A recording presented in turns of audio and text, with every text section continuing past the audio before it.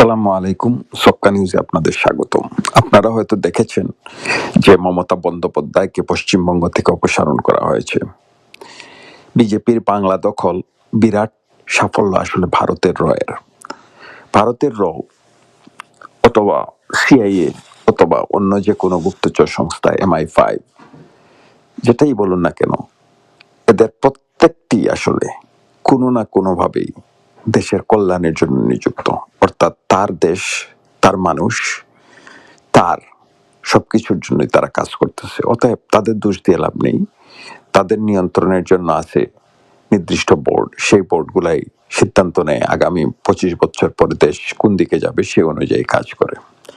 নিঃসন্দেহে বাংলাদেশ এবং ভারতে ধর্মান্ধতার বিকাশ ঘটেছে। এখন ধর্মান্ধতা মানেই ধর্মীয় রাজনীতি, এই কথা আমি বলতেছি না। ধর্ম এবং রাজনীতি একটি আরেকটির সাথে অঙ্গাঙ্গিভাবে জড়িত। ধর্মই রাজনীতির সৃষ্টি করেছে, রাজনীতি ধর্ম সৃষ্টি করে নাই।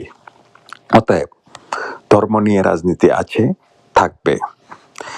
মনে রাখতে হবে, মানুষকে অকৃতজ্ঞ বলেছেন স্বয়ং তার স্রষ্টা আল্লাহ রাব্বুল আলামিন।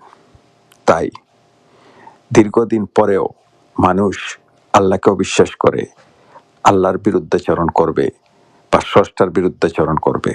এই জন্যই তাকে পাকড়াও করবে শীতল রাত, বার্ধক্য, বিশেষ করে দীর্ঘ বার্ধক্য, হতাশা, গ্লানি। একজন মুমিন বা একজন বিশ্বাসীর আসলে কোনো ভয়ের কারণ নেই। বিশ্বাসীরা সবসময় বিজয়ী। একটু যদি লক্ষ্য করেন তাহলে দেখবেন সবচেয়ে বড় বিজয় হচ্ছে যখন আপনার বা আমার মৃত্যু ঘটতেছে। সেই মৃত্যু আমাদেরকে ঈশ্বরের কাছে অর্থাৎ আল্লাহর কাছে নিয়ে যাচ্ছে।